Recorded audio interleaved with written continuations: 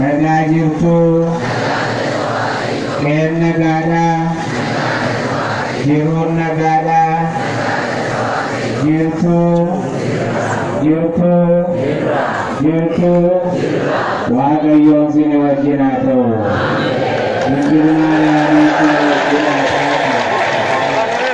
Nagaan Waaqayyoo Najjoo keessaa galu. Dungil Maariyaamiin Najjoo keessaa galtu.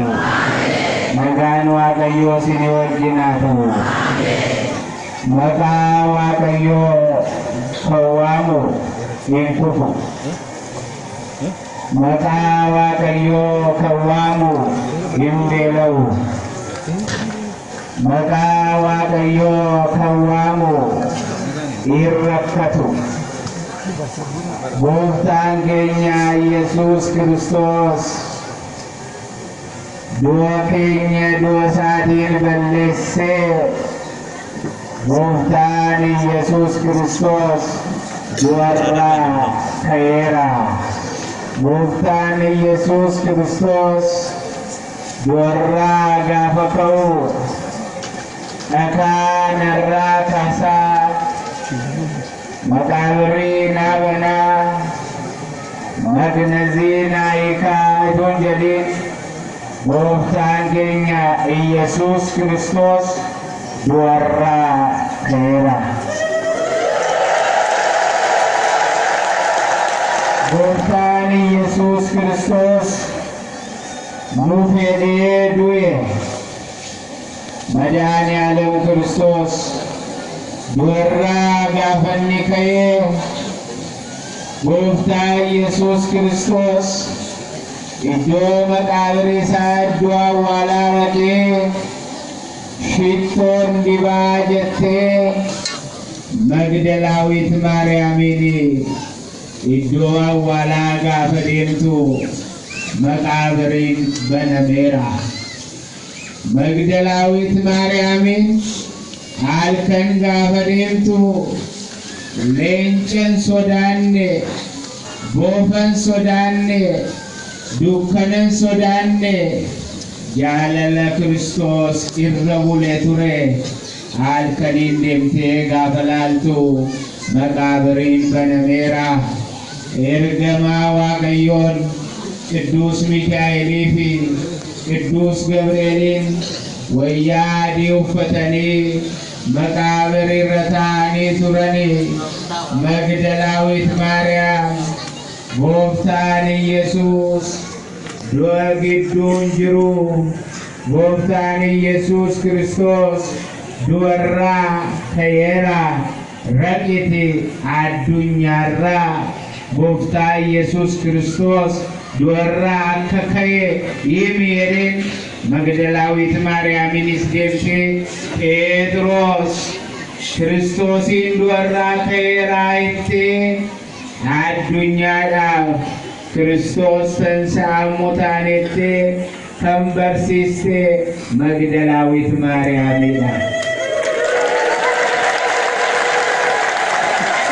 Akka beete kiristiyaanii seenaa Magdalaawit Maariyaam daagmaawii tinsaa'ee Toomaas jedhama. Toomaasiidhaaf har'a Gooftaan Yesuus Kiristoos har'a kan itti ilaalameeti. Toomaasiin Gooftaan Yesuus Kiristoos isa dhiigee harka isaa itoo hin laaliin hin namanu jedhee ture.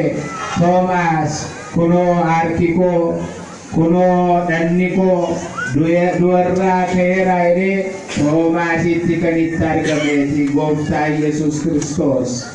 Ummanni kun ijoollee Tawaahidoo, ijoollee Dingil Maariyaam, ijoollee Madaani'aalam Kiristoosiin nuuf du'ee nu bilisa baaneerra. Namni gini Gooftaan Yesuus Kiristoosiin bilisa nu kennee bilisa keenya nurraa fudhataa jiru. Ummanni kun bilisa Gooftaan Yesuus Kiristoos dhiiga isaa dhangalaasee du'ee ummata kana nagaadhaan akka jiraatu, nagaadhaan akka ba'u, nagaadhaan akka galu, nagaa akka dubbatu, akka barbaade, akka galuudhaaf Gooftaa Yesuus Kiristoos kan du'e. Gooftaa Yesuus Kiristoos nu fedhee kan du'e kanaaf nu amma rakkanneerra, miidhamnee jirra, rakkoorra jirra. Ijoollee koo rakkoorraa kan baatanu maqaa Waaqayyoo waamaa, maqaa Dingil Maariyaamii waamaa, maqaa Waaqayyoo kan waamu, maqaa Dingil Maariyaamii kan waamu hin rakkatu.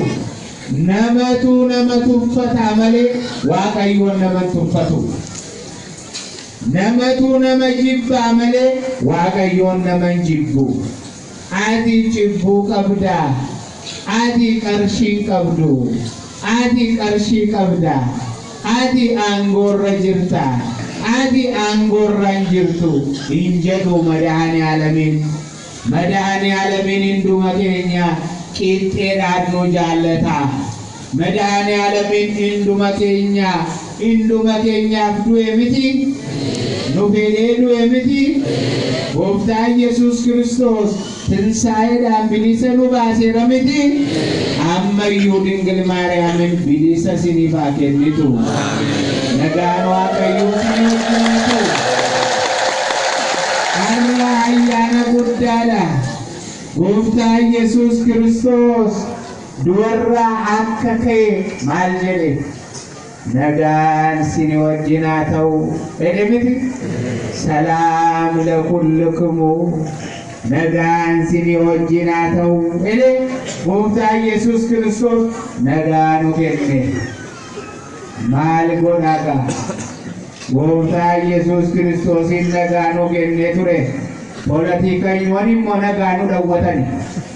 Gooftaan Yesuus Kiristoos isa nagaa nu kenne sana deebisee nagaa nu haa kennu.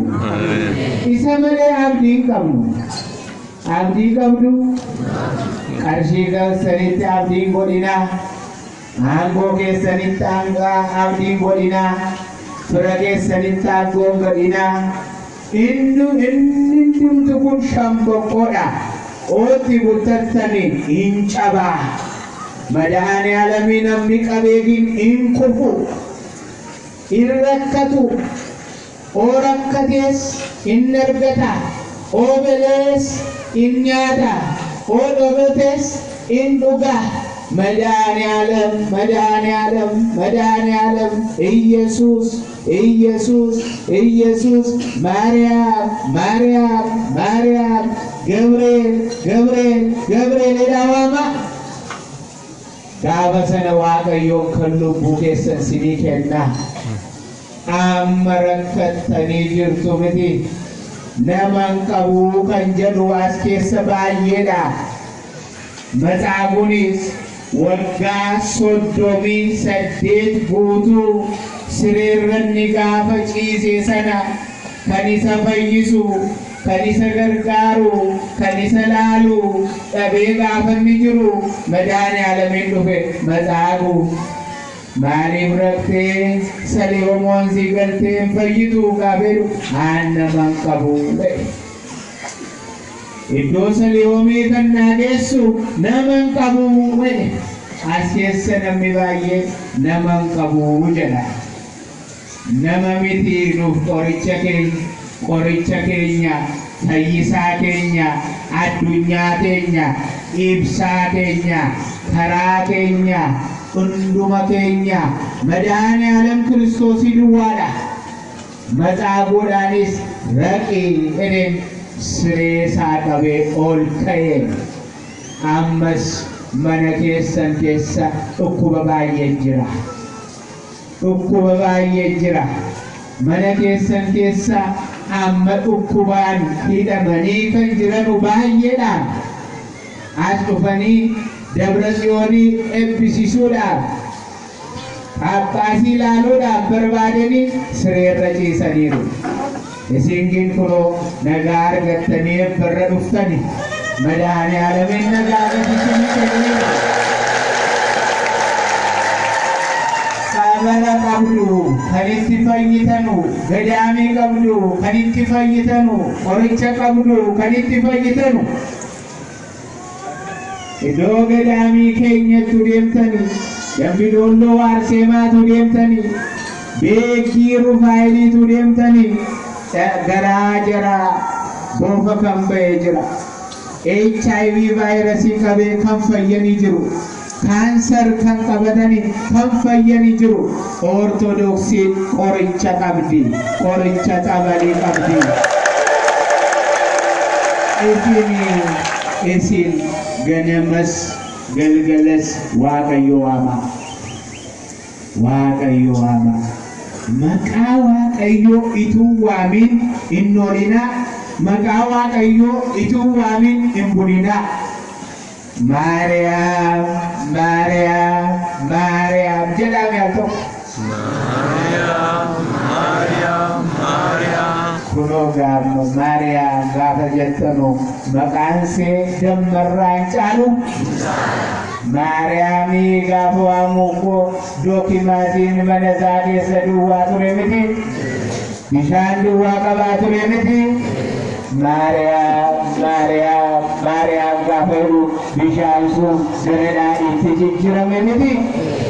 Mana keessan keessas, mana keessan keessas,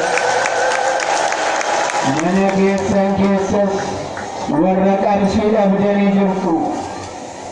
Mana keessan keessas shirootu hin nyaatin dukkana keessa warra jirtanii jirtu. Mana keessan keessa Maariyaamin agartu. Warra nagaa dhabdanii jirtu. Maariyaamin mana keessan keessa agamtu. Oosiin mana keessan galte waadaan keessaniin guuta. Oo Maariyaamin galte ijoolleen keessaniin guddatu. Oo Maariyaamin galte waan lubbuu keessan argattu. Maariyaamin agaltu mana keessan keessa. Ishee gaafa galtu hin jirtu. Ishee malee kan ta'u hin jiru hin beektu. Isheen malee kan ta'u hin jiru. Ishee saalilana Qidist Maariyaam jedhee kan bufe hin laalle, kan beelee hin laalle, kan dhoboote hin laalle, kan rakkate hin laalle, mana isaarraa kan buqqee hin laalle. Maariyaam jedhaa ijoolleen ajjoo. Maariyaamin sin wajjin haa taatu. Beete kiristiyaanii keenya kunoo laalaa Ortodoks Tawaahidoo beete kiristiyaan seenaan see guddaadha. Seenaan see guddaadha. Itoophiyaa kan jedhamtu biyya kana kan dhaabbiste Ortodoks Tawaahidoo beete kiristiyaaniidha. Ortodoksiin immoo kan hundumaati. Warri tokko tokko baay'ee dogongoru. Ortodoksiin kan nafxanyaatiin weeru. Ortodoksiin kan nafxanyaa miti. Ortodoksiin kan Oromooti. Jootee tulluut miti. Taabota sagal fidee Wallaggaa keessa kan dhaabbise. Jootee tulluun Oromoodha. Tawaahidoonis Oromoodha. Kan nafxanyaa miti. Akkana jedhanii siin jalaa haatu. Ijoollee keenya hoolaa keenya nu jalaa fudhatu. Ortodoksiin kan Oromooti. Kun qoqa seetiin sabbatti miti. Gatii kanaatiin amantii keessaniidhaan maatabii keessanii murinaa. Beete kiristiyaanii keessan jaalladhaa. Wal jaalladhaa. Wal hin jibbinaa. Wal hin qolinaa. Wal hin lolinaa. Tokko tokko bolla qotiin. Tokko tokko bolla qotiin. Qarshiidhaan jettee obboleessa kee gurguriin. Qarshiidhaan jettee ergamaan ta'in obboleessa keetiif bolla qotiin. Wal jaalladhaa. Maaliif wal jibbitu? Sin Oromoo miti. Nama tokko mitiinu. Abbaa tokko haadha tokko qabna. Maaliif wal lolla? Amma yoomitti wal lolla? Inni tokko quufee bula. Inni tokko belee bula. Inni sammuu qabu iddoo kan biraa jira. Inni sammuu hin qabaanne immoo iddoo tokko tokkorra taa'ee jira. Waaqayyoon waan kana uummata kanaaf nu baasirreessu. Isin duwwaa jabaadhaa. amantii keessanii jabaadha. Biyya keessaniif jabaadha. Waliin jibbina, wal jaalladha, wal gargaara. Hiyyeessi yoo jiraate hiyyeessan dhaabbadha. Wal qarqaarree duuti amma dhuftutti wal jaallachuu wayyu. Wayyaa wal jaallachuu wayyaa.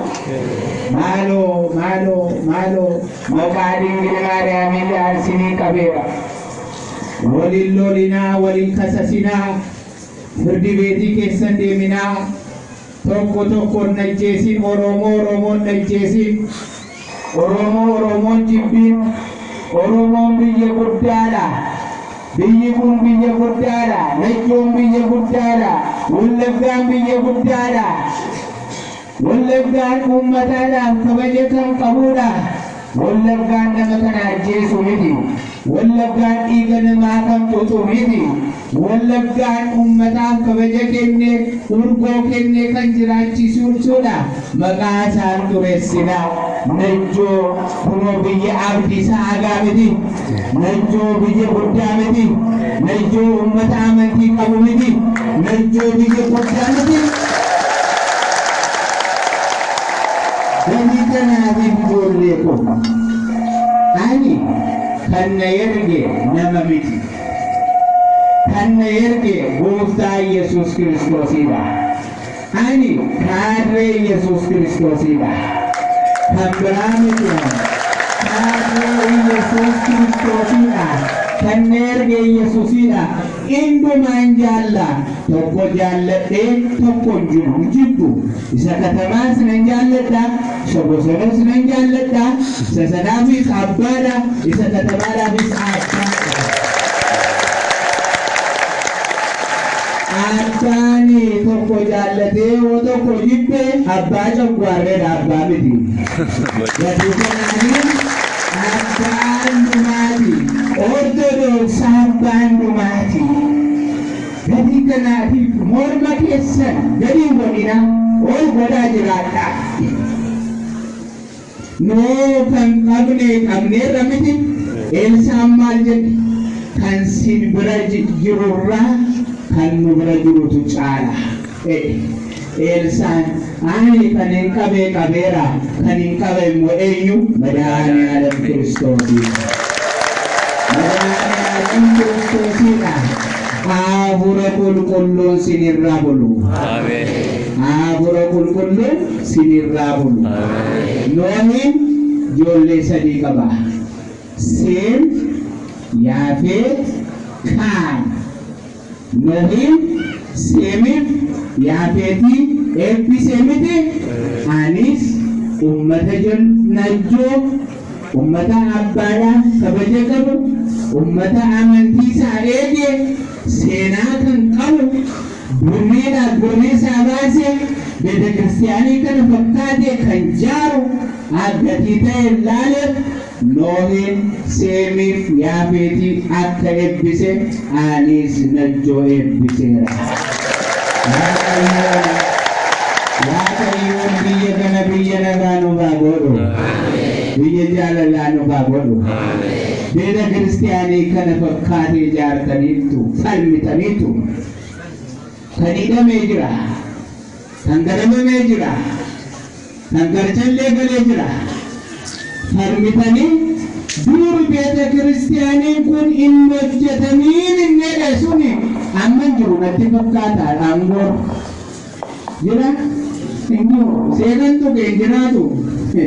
Seekan tuqe hin jiraatu. Seekan kabajeen kabajama. Na dhagaa jirtu. Ortodoksii kan kabaje hin kabajama. Ortodoksii kan kabaje hin kabajama. Ortodoksii kan tuqe hin tuffatama. Aangoo irras hin taa'u. Amma nuu naman tuqnu miti. Hin tuqna. Nabiyyu Muhammadiin warra musliimoota gara Itoophiyaa gaafa waamu kottaa mana keenya galaa kan jette ortodoksii miti. አረታዲያ ስልጤ ረት ቤተ ክርስቲያንን ሸኒን ጉበቴ ኦኬዳን ወሉ ጉበኒ ብሎኬቲ ዳኑ ጃራ ብሎኬቲ ዳኑ ጉበኒ ወርቂ ዳንጃራ ጀጀባና ደነ መለ ገዲንታኑ ገዲ ከናዲን ወርነ ቤተ ክርስቲያኒ ጡቅጠኑ አርከ ኬሰን ካሳራ ኢዶትም ከተገኘ ጡቁ ያለቱ ኢሳ ኢዶ መስቀላ ጡቁ ያለቱ ኢሳ ኢዶ ቤተ ክርስቲያኒ ጃርና የነሲኒ ጋበኑ እንከኒን ወጡ ወፌጋ ኦርቶዶክሲን ማልጎቴ ኦርቶዶክሴቹን ብዬቹላ ኦርቶዶክሴቹን ዩኒቨርሳሊዳ ዓለም አቀፋዊዳ ታሪካዊዳ ኤርገምቱዳ አፍሮ ቁልቁሉን ከኒረቡሌቲ ገቲ ከናዲ ኑ ነመሲንቱኩኑ ነሚስኑንቱኬ ሚቲ ገንጀ ነማፊስ ከበጀ ከኒና ጀዊስ ከበጀ ኑፋ ከኒኑ ወልጃለኔ ጅራና መለ ወሎሌ ጅራቸው ኢምበርባኑ ወልጃለኔ ቶኮታኔ ቡሉን ኑረ ጅራ መለ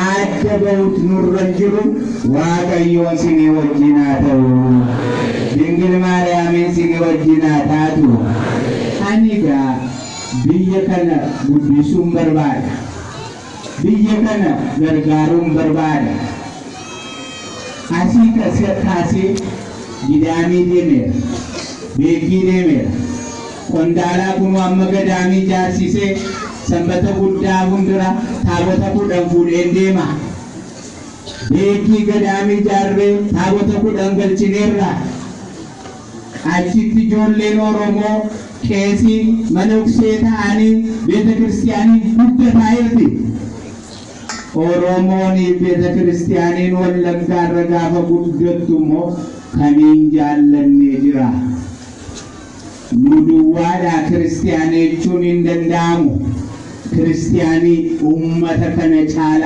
ከንጫሉን ጅሩ ገዲን ነርገምኔ መለ ገዲ ከናሪፍ ነጆኒ ገዳሚ ቀባሞን ቀሩ አብዱ ብየ አብዲሳጋ ብየ ጉዳ ነጆን ገዳሚቱን ቀቢን ቤጊን ገዳሚ ቀባ ቆንዳላን ኩኖ ገዳሚ ቀባ ቢቢን ገዳሚ ቀባ ደሚዶሎን ገዳሚ ቀባ ቃቄን ገዳሚ ቀባ አመነጆዳፍ ዶሲን ናጀተን ኮሬናሲ ብየሽማ ጃርሶኛሲ ኢዶና ጀተኒ ኢዶረቲ ታቦተ ኩደን ደብረ ሊባኖሲ ዳፍዴ ቀርሺ ኮቲን ነዋ ቅድሳቲን ዱማጉቴ ገዳሚን ቶኮ ነጆራ ከናበቱ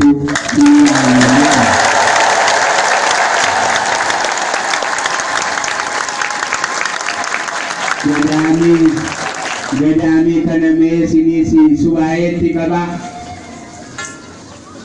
እኒ ቀርሺን ቀባኔ ጻድቃኔ ደሙን ደንደው እኒ ቀርሺን ቀባኔ ደብረ ሊባኖሲ ደሙን ደንደው እኒ ቀርሺን ቀባኔ ዝቋላ ደሙን ደንደው ኢየሲ ኦ ቀርሺ ጤበ ሚደሜ ጅራታ ቱኑ ጅሩ ገዲገናዲ ኢዶ በርባደን ኢትነቲማ ሰበካ ጉባኤን ወረዳ ቤተ ክህነት ጃርሶን ነቲማቲ ዶበር ባደረይት ገዳሚና ተውዶ ጀተኔት ገዳሚ ሲኒ ጎዴ ታቦተ ኩደን ሲኒ ፊዴ መርጌታ ተኮ አብነት መምሪ ተኮ ፊዴ አብነት ምትቤት ሲኒ እንደራ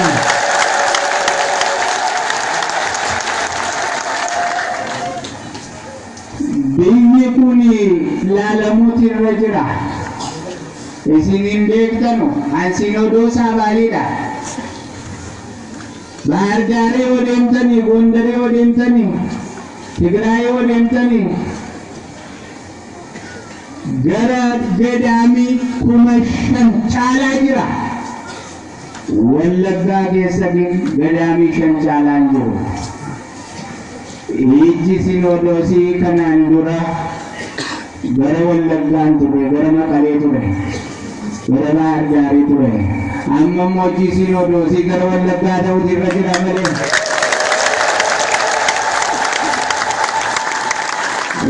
Kana kan goonu biyya keenya gadi ta'e Oromoonni akkuma kaanii guddachuutu irra jira. Nu Oromootti dhalannee guddanne biyya keenya guddisuu dhiisne iddoo kan biraa guddisne Waaqayyoon nu gaafata.